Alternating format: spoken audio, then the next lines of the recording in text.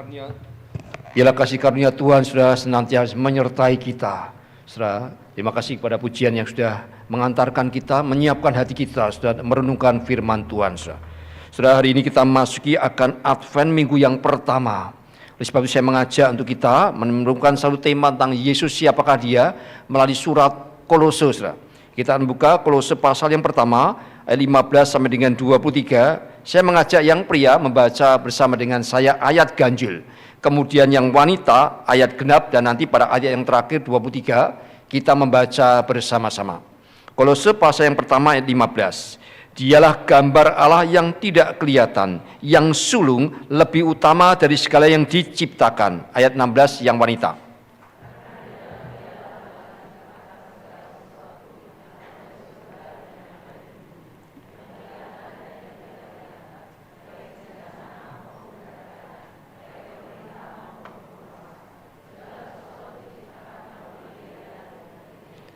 Ia ada terlebih dahulu daripada segala sesuatu, dan segala sesuatu menyatu di dalam Dia.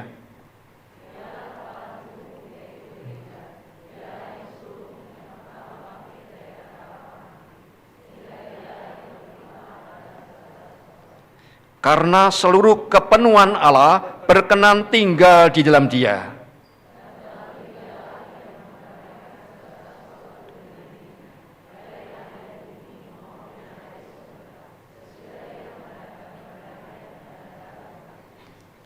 Juga kamu yang dahulu hidup jauh dari Allah dan menjadi musuhnya dalam hati dan pikiran, seperti yang nyata dari perbuatanmu yang jahat.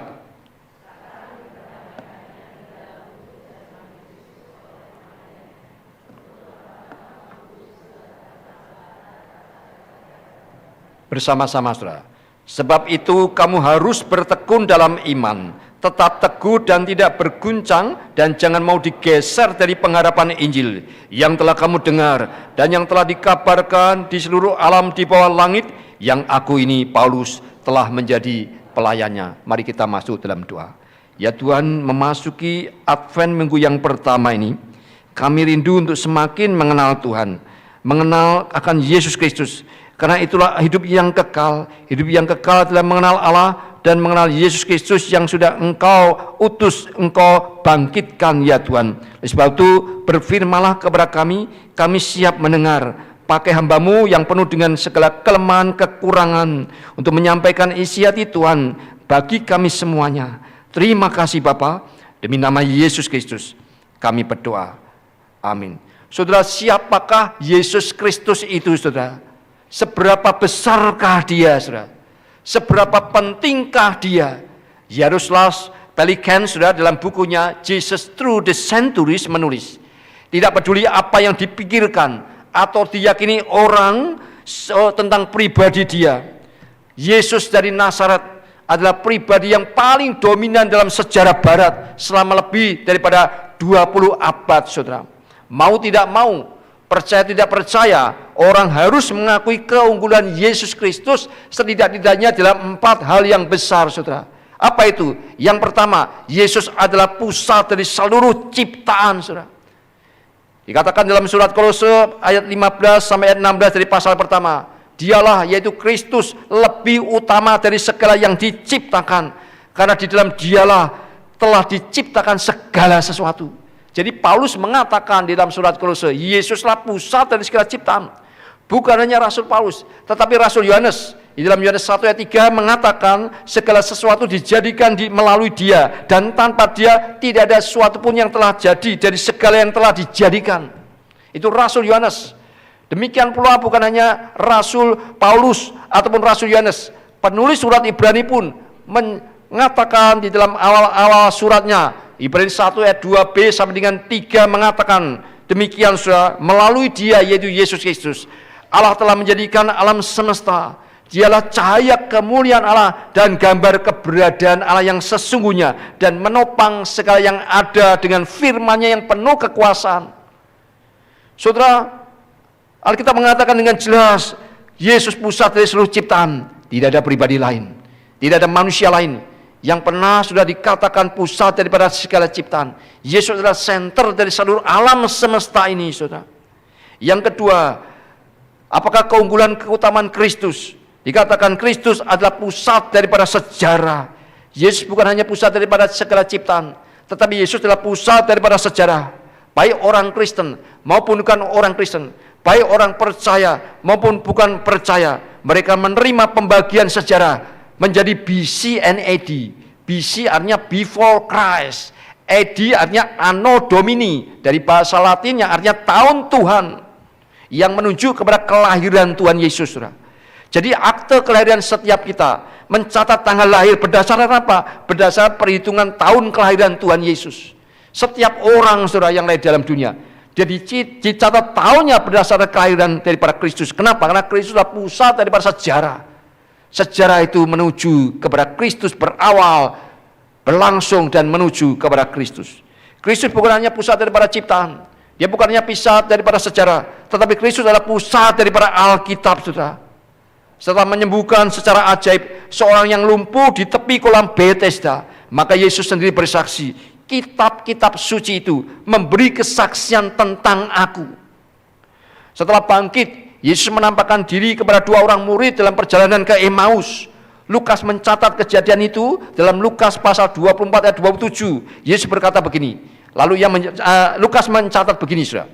Lalu ia menjelaskan kepada mereka apa yang tertulis tentang dia dalam seluruh kitab suci, mulai dari kitab-kitab Musa dan segala kitab nabi-nabi.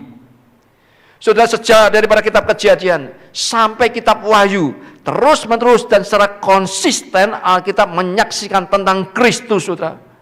Jika Alkitab dari awal sampai akhir menyaksikan dengan Kristus, bagaimana hidup kita, saudara?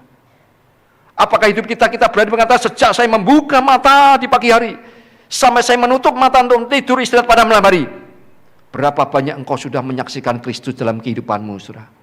Atau justru engkau mempermalukan nama Tuhan dengan perkataanmu, dengan perbuatanmu, dengan pikiranmu yang menjijikkan di hadapan Tuhan, saudara? Jika Alkitab sejak daripada mula sampai akhir menyaksikan Kristus, biarlah hidup kita yang percaya pada Tuhan, hidup kita yang percaya pada Alkitab, kita menyaksikan Kristus di dalam seluruh kehidupan kita, dalam keseharian kita. Dan para sarjana Alkitab sejak daripada permulaan sudah mengakui klaim Tuhan Yesus ini, saudara.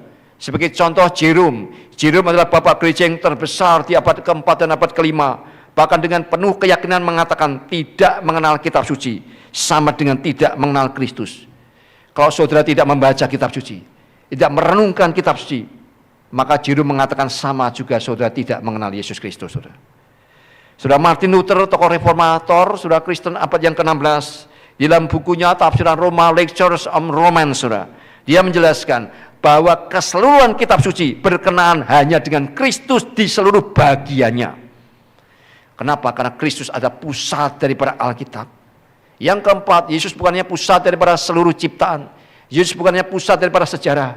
Yesus bukannya pusat daripada Alkitab, tetapi Yesus adalah pusat daripada misi, saudara. Mengapa ada orang yang rela meninggalkan kenyamanan, rela meninggalkan kemapanan hidupnya untuk mengarungi lautan dan benua, melintasi beraneka ragam budaya, menjadi misionaris di negeri yang asing? Apa yang mendorong mereka, saudara? Tujuan mereka bukanlah untuk mengabarkan suatu tentang keperadaban atau suatu ideologi, melainkan tentang satu pribadi, yaitu Yesus Kristus yang diyakini penuh sebagai pribadi yang luar biasa di atas semuanya. Saya mengenal misionaris daripada yang begitu dekat dari Korea, saudara, yang sampai kemudian dia datang ke Indonesia dan dia memilih bukan di Jakarta, bukan di Pulau Jawa, bahkan di kedalaman Kalimantan Tengah, di mana kami waktu itu mendirikan PPMT, saudara. Saya pernah kunjungi rumahnya, ketemu dengan papa mamanya, saudara, di pelosok di Korea di sana. Kenapa, saudara? Dia sampai, saudara, melayani di tempat yang terpencil. Anaknya waktu itu masih kecil, sekarang sudah mulai masuk SMA, saudara. Pendidikan yang tinggi, saudara. Sekolah yang modern di Korea, dia rela pendidikan di desa, di dusun. Saudara bisa bayangkan, saudara, bagaimana anak-anak kecil, anak mereka bertumbuh, menyesuaikan dengan bahasa yang asing, saudara, yang berbeda sekali dari bahasa pada waktu mereka dilahirkan. Kenapa? Oleh karena mereka rela demi apa? Demi Kristus yang adalah pusat daripada misi, saudara.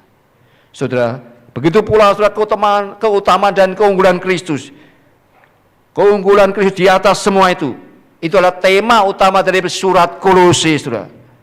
Dan mengapa Paulus menulis surat ini?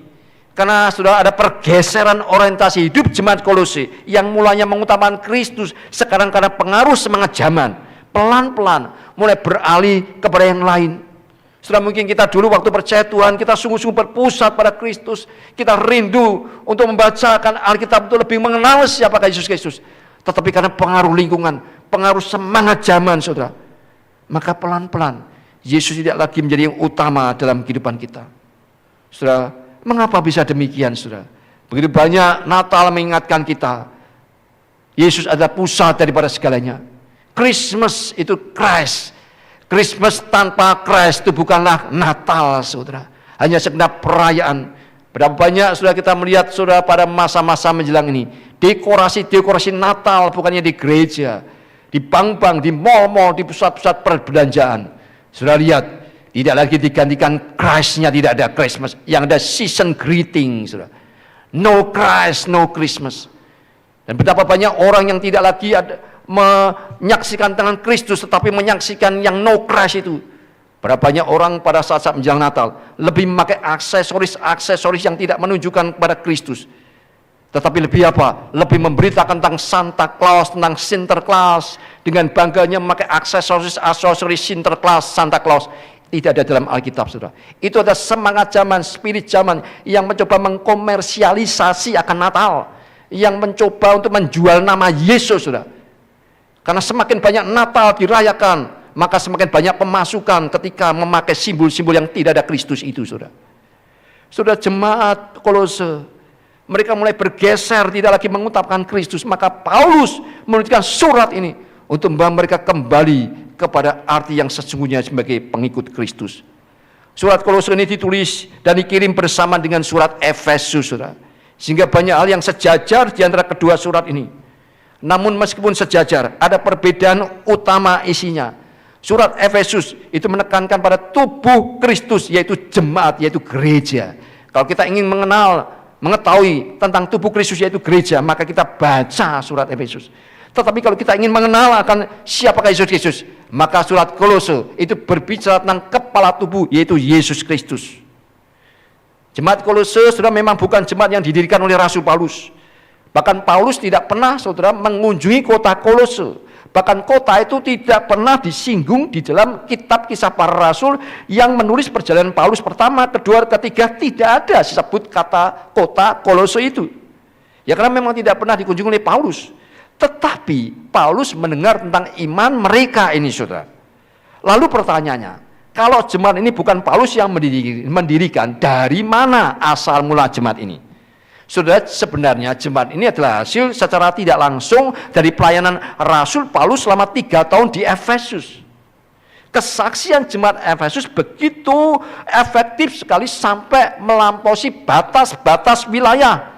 Dicatat dalam Kisah Rasul 19:10, semua penduduk Asia mendengar firman Tuhan, baik orang Yahudi maupun orang Yunani. Dari mana? Dari kesaksian jemaat Efesus.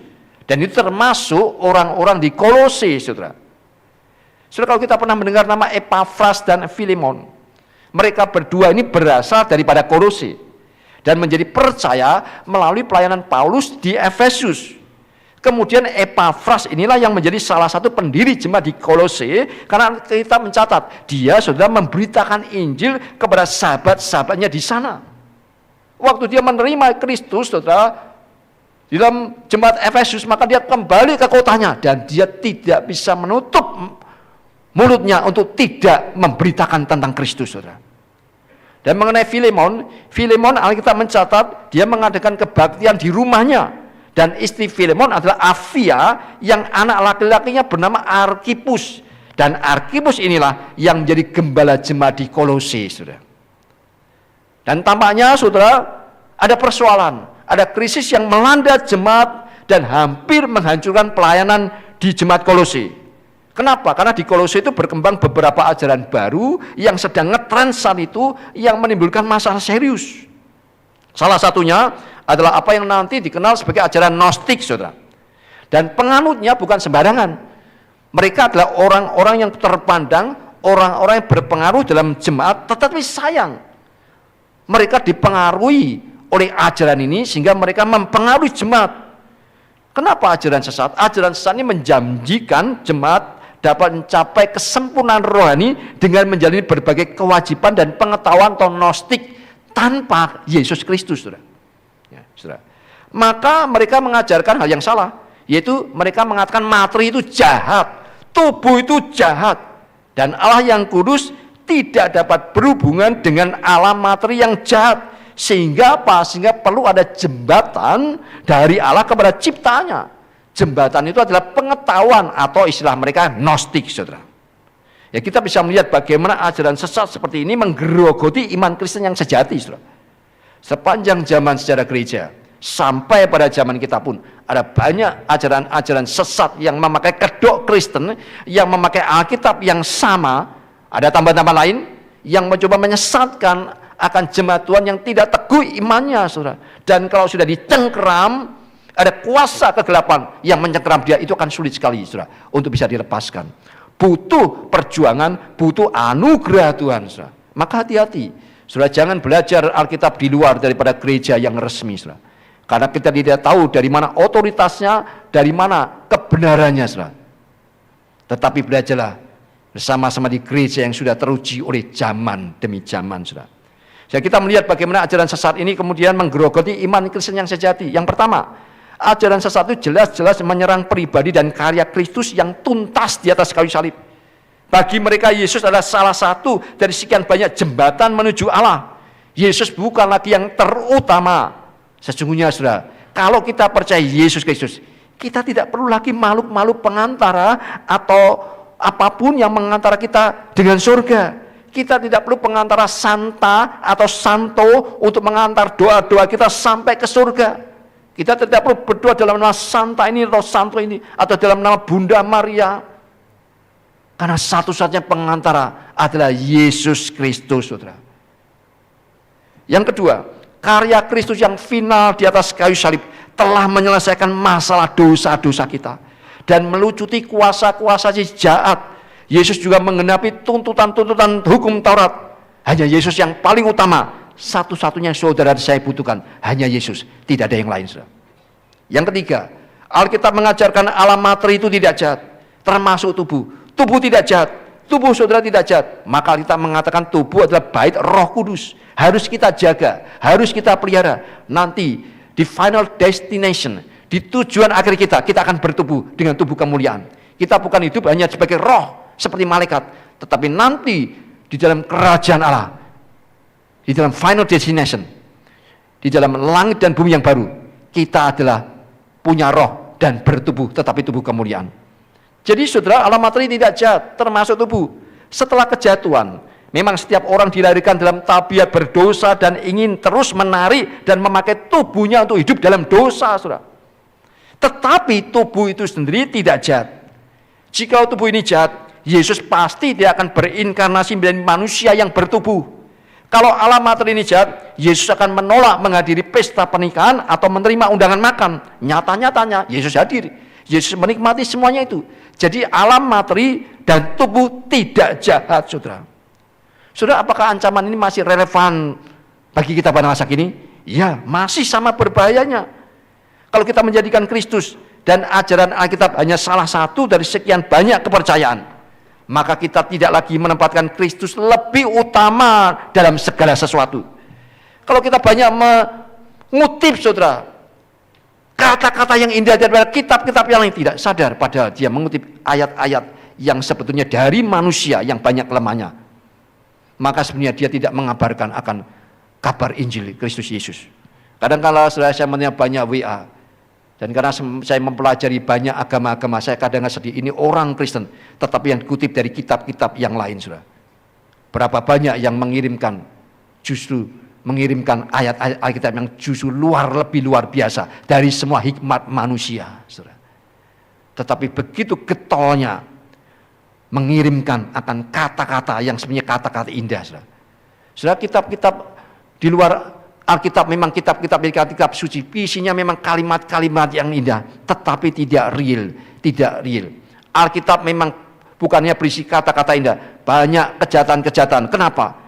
Sekali lagi saya katakan kitab suci disebut kitab suci karena berisi tuntutan Allah yang suci. Dan di hadapan Allah yang suci tidak ada manusia yang bisa memenuhi hidup suci. Maka butuh Alkitab sebagai cermin bagi kita. Kalau hanya mengandalkan diri sendiri, maka kita tidak akan mampu hidup berkenan kepada Allah. Kita butuh Tuhan Yesus Kristus.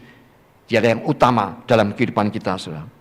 Saudara, oleh sebab itu kalau saat ini kita berusaha keras memulai kesempurnaan rohani dengan menuruti suatu disiplin tertentu atau memulai kesembuhan bahkan yang dibungkus hal rohani sekalipun seperti minyak urapan ataupun roti dan anggur perjamuan kudus, kita mengambil, tidak kita ambil, kita ambil untuk yang sakit di rumah. Saudara, bukannya kita maju melainkan kita mundur. Tidak ada saudara mistik saudara di dalam roti dan anggur, saudara. Justru kita akan meremehkan tubuh dan darah Kristus kalau kita menganggap itu hanya sebagai jimat atau sebagai suatu obat, saudara. Saudara. Kalau kita mencampurkan iman kita dengan kepercayaan lain seperti meditasi transendental, yoga, spiritualisme atau mistik timur yang menggantikan persekutuan dengan Kristus. Saya mengenal jemaat yang datang kepada saya, Pak, saya dulu mulanya ingin sehat maka kami berdua yoga, ikut yoga. Pertama sehat, saudara. Tetapi kemudian ketika dia masuk tingkat selanjutnya ternyata setiap mistik timur ada kuasa kegelapannya. Maka dia dicengkram, saudara. Dia memang sehat tetapi dia tidak bisa damai, tidak bisa sejahtera, maka dia datang untuk kami doakan, saudara.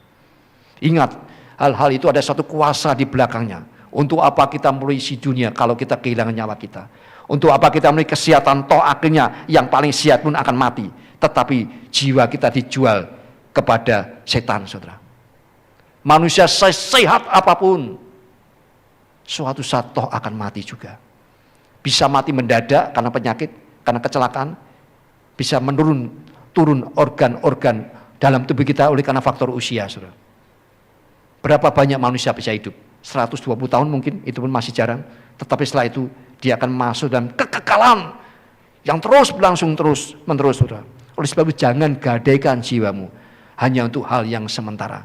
Jangan kau jual jiwamu yang punya nilai kekal dengan apapun yang hanya pun nilai sementara, saudara. Maka saudara, Kristus jikalau demikian tidak lagi menjadi yang utama dalam kehidupan kita. Maka menghadapi ancaman seperti inilah Rasul Paulus menulis surat kepada jemaat Kolose yang secara langsung berbicara tentang keutamaan Kristus, Kristus di atas semua. Ketika Paulus menulis tentang keutamaan Kristus, maka keutamaan Kristus dinyatakan dalam hal apa? Dalam segala hal. Yang pertama, dalam berita Injil, dalam ayat 1 pasal 1 ayat 1 sampai 12 dari pasal 1. Berita Injil yang utama ada tentang Kristus, tentang pribadinya, tentang karyanya, saudara. Kalau kita mengabarkan Injil, jangan bicara yang lain, tetapi fokus pada Kristus dan pribadinya, itu yang berkuasa untuk menyelamatkan nyawa manusia, saudara. Waktu kita bersaksi, berapa banyak kita saksikan tentang Tuhan atau tentang diri kita, saudara. Kadang-kadang saya misalnya sedih ketika orang begitu ditolong oleh Tuhan. Waktu bersaksi, lebih banyak bicara tentang dirinya yang hebat, bukan tentang Tuhan yang hebat, saudara. Memang terakhir dikatakan puji Tuhan, bersyukur pada Tuhan, tetapi sepanjang itu banyak bicara tentang dirinya, bukan tentang Tuhan dan karyanya, saudara. Itu bukan bersaksi, itu menyombongkan diri, membanggakan diri, saudara. Itu bukan Kristus sentris, tetapi egosentris, diri sentris, saudara. Yang kedua, keutamaan Kristus bukan hanya dalam berita Injil, tetapi dalam penebusan. Di dalam ayat 13-14 dari pasal yang pertama dikatakan, Ia telah melepaskan kita dari kuasa kegelapan dan memindahkan kita ke dalam kerajaan anaknya yang terkasih. Di dalam Dia kita beroleh penebusan, yaitu pengampunan dosa. Hanya Kristus yang memiliki kuasa penebusan. Hanya Kristus yang memiliki kuasa pengampunan dosa. Kristus berkuasa mengampuni dosa, saudara. Tidak ada manusia lain yang berkuasa mengampuni dosa. Mungkin saudara Presiden bisa memberikan gerasi, bisa memberikan akan remisi, tetapi itu tidak menghapuskan dosa orang itu. Hanya Kristus, saudara. Pada saat menyembuhkan seorang yang lumpuh, maka Yesus berkata, "Hai saudara, dosa-dosamu diampuni." Maka orang Farisi mengatakan, "Siapakah dia ini yang mengampuni dosa orang? Apakah ada yang dapat mengampuni dosa selain Allah?" Mereka sudah tahu sebetulnya siapakah Yesus, tapi mereka menyangkali. Maka Yesus mengatakan lebih mudah mana? Mengatakan dosamu diampuni atau sembuh, berjalanlah. Lebih mudah mana, saudara? Saudara, Yesus mengatakan itu. Lalu kemudian Yesus mengatakan, kalau demikian bangkit berjalanlah. Jangan kau ulangi dosamu lagi. Sudah, Yesus itu sanggup mengampuni dosa karena dia adalah Allah. Saudara. Yang ketiga, Yesus utama dinyatakan dalam surat Kolose di dalam apa? Di dalam penciptaan. Saudara. Di ayat 15-17 dari pasal pertama mengatakan dia gambar Allah yang kelihatan, yang sulung, lebih utama dari segala yang diciptakan. Karena dalam dialah, yaitu Yesus Kristus, telah diciptakan segala sesuatu yang ada di surga dan yang ada di bumi, yang kelihatan maupun yang tidak kelihatan ini, baik singgasana maupun kerajaan, baik pemerintah maupun penguasa, segala sesuatu diciptakan melalui dia dan untuk dia. Ia ada terlebih dahulu daripada segala sesuatu, dan segala sesuatu menyatu di dalam dia. Dia ini bicara tentang Yesus Kristus. Tidak pernah ada pribadi lain, saudara, yang dibicarakan seperti ini, saudara. Kenapa? Karena dia adalah yang paling utama dalam ciptaan. Ini artinya Yesus bukan ciptaan, tetapi dia adalah pencipta segala sesuatu. Segala sesuatu diciptakan di dalam dia, melalui dia, dan untuk dia. Saudara, saudara, ayat ini mementahkan ajaran saksi-saksi Yehova. Saksi-saksi Yehova mengubah ayat-ayat ini dalam kitab suci mereka, yaitu NWT, New World Translation, ya, atau dalam bahasa Indonesia Kitab Terjemahan Dunia Baru tahun 1959, dengan menambahkan kata other atau lain setelah kata segala. Jadi segala yang lain untuk menimbulkan kesan bahwa Yesus adalah salah satu di antara ciptaan yang diciptakan Allah. Kalau ada kata yang lain, gitu ya. Padahal menurut Bruce and Metzger, profesor perjanjian baru daripada Princeton Theological Seminary, dalam naskah aslinya bahasa Yunani tidak ada kata yang lain. Jadi jelas terjemahan NWT itu adalah rekayasa untuk mendukung doktrin mereka sendiri, saudara. Maka kalau saudara beli Alkitab atau dalam aplikasi lihat dulu terjemahan apa. Kalau sudah tidak jelas, tanyakan kepada hamba-hamba Tuhan, saudara. Mana terjemahan yang benar, jangan sampai itu menyesatkan saudara. Ya. Yang keempat, saudara, Yesus utama bukan di dalam berita Injil, dalam penebusan, dalam penciptaan, tetapi Kolose cuma mengajarkan Yesus yang utama dalam gereja, dalam jemaat. Pribadi yang menciptakan alam semesta dan menopang kesatuannya itu juga adalah pribadi yang menciptakan gereja dan menopang kesatuan gereja. Maka Yesus mengatakan, saudara, barang siapa yang memberkati tubuhku, yaitu gereja, dia akan berkati. Tapi barang siapa yang menghancurkan jemaat, maka aku akan menghancurkannya. Saudara, perhatikan orang-orang yang membuat hancur gereja. Saya menyaksikan selama pelayanan saya. Saya tidak ingin terjadi kepada mereka, tetapi sungguh-sungguh hidup mereka dihancurkan, saudara. Saya sedih. Saya hanya bisa menasihati mereka, jangan engkau mengganggu, menghancurkan, merusak tubuh gereja, tubuh Kristus, yaitu gereja. Tuhan sangat mengasihi tubuh gereja, tubuh Kristus, yaitu gereja. Karena prinsip Alkitab menyatakan seperti demikian, saudara. Saudara, Yesus adalah yang paling utama di dalam gereja. Dialah kepala tubuh, dia yang sulung, yang pertama bangkit daripada orang mati, sehingga dia lebih utama dalam segala sesuatu. Maka di sini saudara muncul dua kali istilah kata sulung.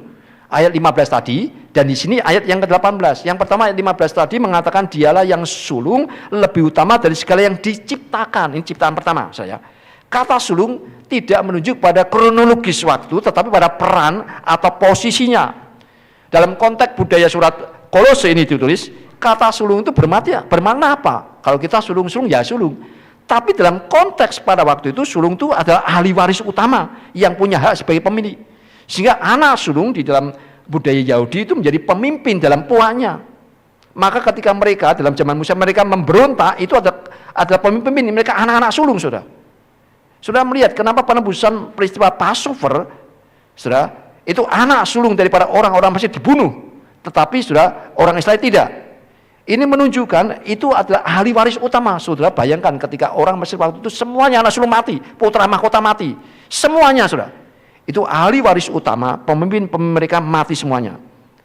Jadi yang sulung dari segala diciptakan itu bermakna ahli waris utama yang punya hak sebagai pemilik, saudara. Jadi di sini bicara tentang relasi antara Kristus dengan segala ciptaan, sama dengan relasi antara seorang ahli waris terhadap harta milik Bapaknya. Jadi Kristus bukan bagian daripada tatanan penciptaan, tetapi Kristus pemiliknya dan mengaturnya sebagai ahli waris dari Bapa. Itulah Tuhan yang kita sembah, yang begitu luar biasa, saudara. Yang kedua, di ayat 18 ini kata sulung juga muncul. Dialah yang sulung yang pertama bangkit daripada orang mati. Ini bicara tentang apa? Yesus sebagai ahli waris, Tuhan atas ciptaan yang baru. Kalau yang pertama ciptaan yang pertama, yang kedua ciptaan baru setelah kebangkitan, saudara. Dia, yaitu Kristus, ada kepala dari ciptaan yang baru. Bukannya kepala dari ciptaan yang pertama tadi, tetapi juga kepala dari ciptaan yang baru setelah kebangkitan, saudara. Darinya mengalir segala kuasa kebangkitan. Kristus di atas semuanya. Maka mereka yang percaya Kristus tidak akan mengalami kematian terus-menerus, akan dibangkitkan. Kenapa? Karena Kristus adalah kepala daripada ciptaan yang baru, saudara. Puji Tuhan. Akhir kita itu bukan kematian, tetapi akhir kita adalah kehidupan bersama dengan Tuhan, saudara. Saudara, jika alam semesta, sejarah, Alkitab, misi, semuanya berpusat dan mengutamakan Kristus. Jika surat Kolose secara khusus mengajarkan betapa limpahnya keutamaan Kristus di atas semua, dalam berita Injil, dalam penebusan, dalam penciptaan, dalam jemaat, sudahkah kita belajar mengutamakan Yesus Kristus di dalam hidup kita, sehingga dia paling dimuliakan, paling diutamakan di dalam hidup kita dan melalui hidup kita, saudara? Saudara, pertanyaan sering ditanyakan, bagaimana Musa saya bisa hidup mengutamakan Kristus? Bagaimana, saudara? Dalam konteks surat Kolose, Paulus memberikan aplikasinya. Bagaimana mengutamakan Kristus dalam setiap aspek kehidupan kita. Ini ajaib sekali, luar biasa sekali surat Kolose ini, karena temanya satu, keutamaan Kristus. Siapakah Kristus? Siapakah dia? Maka dia jelaskan dengan sangat rinci. Dan bagaimana mereka hidup mengutamakan Kristus. Yang pertama, saudara, di dalam pasal 3, 1-11, dalam kehidupan pribadi. Bagaimana saya mengutamakan Kristus dalam kehidupan pribadi? Maka Rasul Paulus menulis surat Kolose, carilah hal yang di atas. Pikirkan hal yang di atas, bukan yang di bumi. Jangan serahkan hidup kita hanya memikirkan hal yang sementara. Memang kita pikirkan bagaimana makan, bagaimana masa depan, tetapi kita lupa memikirkan masa depan yang jauh sampai kekekalan, saudara. Jangan hanya hidup ini pikirkan hal yang di bumi, tapi pikirkan hal yang di atas, pikirkan perkara-perkara yang di atas, saudara. Kenapa suami istri ribut? Masalah bertengkar kan hanya pikirkan masalah di bumi saja, tidak memikirkan perkara yang di atas, saudara. Matikan nafsu duniawi, percabulan, kenajisan, matikan hawa nafsu, keserakan, buang marah, geram, kejahatan, fitnah, kata-kata kotor, dan jangan saling mendustai. Itu pasal ayat 1 sampai ayat 11 dari pasal 3. Sebaliknya, kata Paulus, kenakanlah manusia baru yang terus-menerus diperbarui, being renewed. Sama seperti, saudara, tubuh kita, setiap hari ada sel-sel mati. Maka kita memasukkan akan hal-hal yang baik gizi itu. Supaya apa? Supaya kemudian di-renew. Ada sel-sel yang baru yang memperbarui sel-sel yang mati pada waktu kita istirahat, kita tidur, saudara. Maka secara rohani pun, waktu kita mengutamakan Kristus, maka roh kita akan being renewed, senantiasa diperbarui dari hari ke hari. Bagaimana mengutamakan Kristus? Bukan hanya dalam kehidupan pribadi, tapi surat Kolose memberi nasihat kepada kita dalam persekutuan Kristen. Ayat 12-17 pasal 3. Kenakan belas kasihan, kemurahan, rendah hati, lemah lembut, sabar, saling mengampuni. Kenapa dalam persekutuan saudara ada begitu banyak gesekan, ada banyak akan pertengkaran? Karena tidak mengenakan belas kasihan, kemurahan, rendah hati, lemah lembut, sabar, tidak saling mengampuni, saudara. Suami istri, saya selalu mengatakan dalam pernikahan, jikalau tidak ada saling mengampuni, jangan menikah. Karena siapa orang tidak pernah bersalah, saudara. Kalau kita tidak berusaha mengampuni, jangan menikah, saudara. Hidup sendiri saja. Tetapi ketika engkau berani untuk menikah, maka harus siap untuk mengampuni. Mengampuni bukan berarti dia mengampuni dulu, baru saya mengampuni. Tapi belajar lebih dulu mengampuni. Cepat-cepat mengampuni, jangan sampai matahari terbenam sebelum padam amarahmu. Kita harus berlomba-lomba untuk saling mengampuni.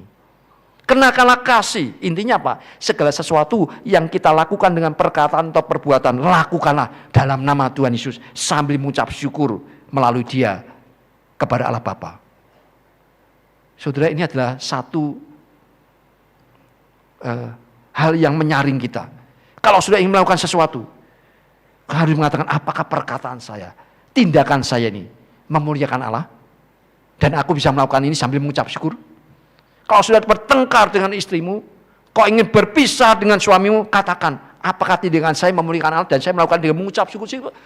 Syukur Tuhan, terima kasih. Kalau dengan demikian maka keluarga saya hancur. Anak saya nanti bingung lagi, papa mamanya mana.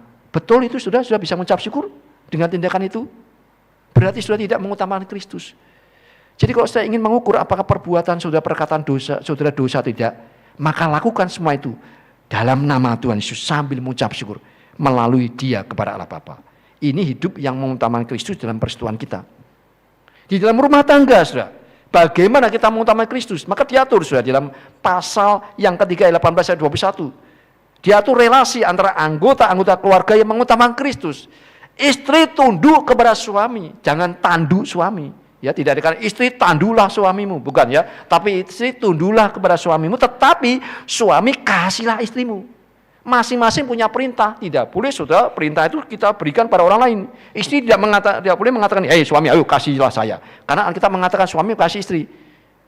Itu berarti dia menyalahgunakan Alkitab. Dia harus berpikir, berkata, "Hai istri, tunduklah suami, bagi saya harus tunduk pada suami saya. Saya harus tunduk pada suami saya." Tidak menuntut suami menuntut diri melakukan firman Tuhan untuk tunduk kepada suaminya. Suami juga tidak boleh mengatakan, "Hai istri, Alkitab mengatakan tunduk kepada suami, maka kau tunduk kepada saya." Itu berarti dia menyalahgunakan Alkitab. Dia harus berkata sang suami, "Saya harus mengasihi saya. Saya harus mengasihi saya karena Alkitab memerintahkan saya untuk mengasihi dia." Saudara bayangkan kalau masing-masing itu berpikir demikian, tidak ada pertengkaran, saudara. Maka istri akan tunduknya dengan penuh kerelaan, dengan sukacita. Suami juga akan mengasihi istrinya. Kenapa suami tidak bisa mengasihi istri? Karena istri tidak tunduk tapi menanduk. Kenapa istri tidak bisa tunduk kepada suami? Karena suami tidak mengasihi dia, tetapi mengasihi dirinya sendiri. Jadi saudara tahu akan kebutuhan setiap orang. Suami istri Tuhan tahu, maka kalau itu dilakukan masing-masing maka akan klop. Berbeda, justru berbeda maka bisa klop. Saudara, kalau sama maka tidak bisa klop, saudara. Maka kalau saudara ingin sudah mengutamakan Kristus dalam kehidupan rumah tangga, maka istri harus tunduk kepada suami dan suami harus mengasihi istri. Dan anak-anak diperintahkan taat kepada orang tua. Sekarang banyak anak yang tidak taat, saudara, kepada orang tua. Mungkin kenapa? Mungkin karena orang tua itu menimbulkan sakit hati kepada anaknya. Alkitab mengatakan perintah kepada anak, taatilah kepada orang tuamu. Perintah kepada orang tua, jangan sakiti hati anakmu. Sudah berarti banyak survei yang mencatat, ketika ditanyakan siapa orang yang paling menyakiti hatimu, maka banyak anak mengatakan papa. Heran saudara ya, banyak anak-anak yang mereka disakiti oleh papa dan mamanya, orang tuanya sendiri. Maka kita sebagai orang tua, sebagai papa mama, hati-hati. Jangan sampai perkataan kita itu menimbulkan sakit hati. Mungkin saudara dia tidak terlalu pandai, tetapi setiap anak pasti diberikan talenta. Jangan kita katakan, bodohlah kamu. Tidak kayak papa, tidak kayak mama. Saudara melontarkan itu, anak ingat terus saudara. Kalau yang mengatakan orang tidak dikenal mungkin anak lupa. Tapi kalau mengatakan diri saudara berbeda saudara. Karena saudara papanya, karena saudara mamanya. Kalau sudah mau mengatakan itu, ingat, apakah perkataan saya memuliakan nama Tuhan? Perlu saudara mundur selangkah, diam. Tidak perlu mengatakan itu. Beri nasihat yang positif. Sehingga anakmu bisa tunduk kepada engkau. Orang tua akan sangat bahagia ketika mengatakan, "Papa, engkau memang bukan sempurna, tetapi engkau tetap papa yang terbaik dalam kehidupan saya." Itu satu tanda bahwa kita berhasil mendidik anak-anak kita. Dan anak-anak, taatilah orang tuamu, karena tidak ada orang tua yang akan mencelakakan anaknya. Kalau sudah mendengarkan kata orang lain, mungkin kelihatannya menyenangkan, saudara ya, tetapi itu bisa mencelakakan engkau. Tetapi papa dan mama tidak mungkin akan mencelakakan engkau. Nasihatnya turuti, kalau sesuai dengan firman Tuhan, saudara. Itulah bagaimana kita mengutamakan Kristus di dalam rumah tangga kita. Yang keempat, bagaimana mengutamakan Kristus dalam kehidupan ini, yaitu dalam pekerjaan dan bisnis. Saudara. Dia atur, Kolose itu lengkap, saudara. Mengatur apa? Hamba-hamba taatilah Tuhanmu, bawahan-bawahan taatilah majikanmu, atasanmu, dan tuan-tuan berlakulah adil dan jujur terhadap hambamu. Saudara. Karena engkau adalah hamba dan engkau punya Tuhan di surga. Maka kalau kita dalam pekerjaan dan bisnis, lakukanlah saudara itu. Utamakan Kristus. Jangan utamakannya sekedar keuntungan yang menipu orang. Kalau sudah memproduksi barang-barang, jangan sampai barang-barang yang merusak orang, merusak rumah tangga orang, merusak tubuh orang lain. Karena tubuh adalah bait Roh Kudus. Kau tahu bahan-bahan yang kau jual itu yang berbentuk makanan yang bisa membuat orang lain tubuhnya rusak. Saudara sedang berdosa. Saudara sedang merusak bait Roh Kudus. Tapi kalau saudara menjual barang, entah itu makanan, maka lakukanlah itu dengan Kristus menjadi pusat utama, menjadi berkat bagi orang lain. Maka Tuhan pasti tidak akan memberkati saudara. Tuhan akan ingat itu, saudara. Karena saudara mengutamakan Dia dalam pekerjaan dan bisnismu, saudara. Mengutamakan Kristus juga sudah bisa lakukan di dalam kesaksian Kristen. Bertekun dalam doa dan berjaga-jaga. Tekun berdoa untuk pemberitaan Injil. Untuk hamba-hamba Tuhan mengabarkan Injil, saudara. Saudara, berapa banyak saudara berdoa untuk diri sendiri? Tapi berapa banyak saudara berdoa untuk pekerjaan Tuhan? Untuk hamba-hamba Tuhan yang memberitakan Injil. Berapa banyak saudara berdoa untuk mimbar ini, supaya dalam mimbar ini keluar firman yang bisa memberkati, mengarahkan jemaat dalam kehidupan yang berkenan kepada Tuhan. Saudara, setiap hamba Tuhan itu memikul salib. Hari-hari yang paling menyusahkan, yang paling itu adalah hari-hari weekend, saudara. Persiapan tidak cukup 1-2 jam, tidak bisa 1-2 hari. Persiapan seumur hidup, saudara. Memikirkan firman Tuhan, memikirkan kata-kata apa yang bisa menyampaikan firman Tuhan dengan tepat, saudara. Sudahkah saudara berapa banyak saudara berdoa untuk hamba-hamba Tuhan, untuk para misionaris, saudara, yang mereka itu bergumul dengan godaan-godaan, gocaan-gocaan, supaya mereka melepaskan tugas utama mereka, pemberitaan firman dan doa, saudara. Doakan, saudara. Doa dan jaga-jaga. Paulus bahkan mengatakan, doakanlah juga untuk kami, supaya mereka membuka pintu-pintu Injil bagi kami. Seorang Rasul Paulus yang pernah mengadakan mujizat, bahkan membangkitkan orang mati pun, dia meminta jemaatnya untuk mendoakan dia. Agar supaya ketika dia mengucapkan perkataan dengan berani, mengucapkan perkataan kebenaran itu, yang menyelamatkan jiwa-jiwa, saudara. Itu berarti kita mengutamakan Kristus di dalam kesaksian kehidupan kita. Yang terakhir, Kolose juga memberi nasihat kepada kita, bahkan suatu perintah, bagaimana kita mengutamakan Kristus di dalam pelayanan kita bersama. Kolose diakhiri dengan Paulus menyebutkan nama, rekan-rekan pelayanannya yang masing-masing dipakai Tuhan di dalam ladang Tuhan. Artinya apa, saudara? Mau bekerja sama dan berkolaborasi dengan sebanyak-banyak rekan dalam pelayanan bersama. Bukan untuk diri sendiri, tetapi bersama-sama, saudara. Itu artinya kita mengutamakan Kristus di dalam pelayanan kita bersama. Saudara, menjelang Natal ini, kita masuki masa-masa Advent. Sudahkah kita mengarahkan hidup kita kembali untuk menempatkan Kristus sebagai pusat hidup kita, mengutamakan Kristus, sehingga kita boleh merayakan Natal dengan benar, dengan meninggikan Kristus di dalam seluruh kehidupan kita. Dan saya percaya berkat Tuhan dan janji Tuhan akan digenapi dalam kehidupan setiap kita. Kasih karunia-Nya, damai sejahtera-Nya janjikan akan memenuhi kehidupan saudara ketika saudara mengutamakan Kristus dalam kehidupanmu.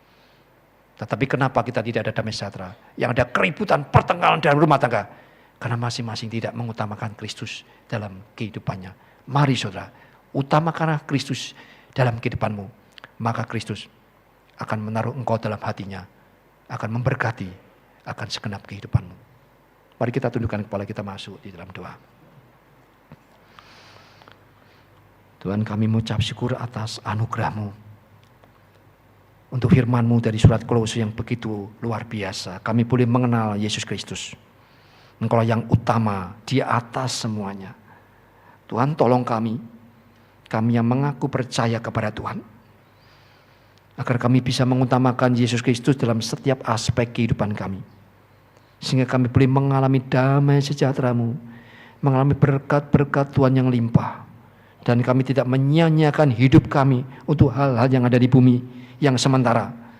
Tetapi kami investasikan hidup kami sampai kepada kekekalan ketika Engkau kami utamakan dalam kehidupan kami. Berkati jemaat-Mu ya Tuhan, mereka yang dengan berani membuka hati mereka, menaruh telinga mereka untuk mendengarkan firman-Mu, dan menaruh firman-Mu dalam hati mereka, sehingga berbuah lebat dalam kehidupan umat Tuhan yang percaya ini. Terima kasih Bapa, terpujilah nama-Mu, demi nama Yesus Kristus kami berdoa.